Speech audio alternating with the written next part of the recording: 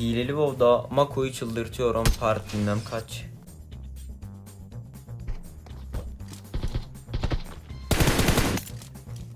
Oha, nasıl vurdu böyle bu?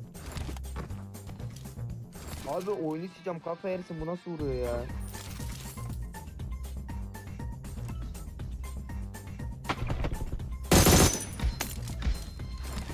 Oğlum bu adam nasıl vuruyor böyle? Ya.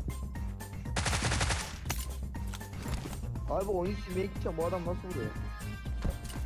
Can kardeşim, yoksa bana mermi at. Oha. Oy, nasıl vurdu?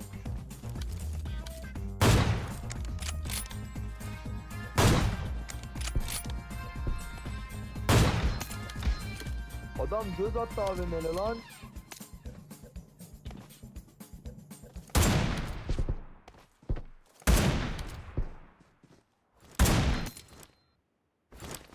Oha.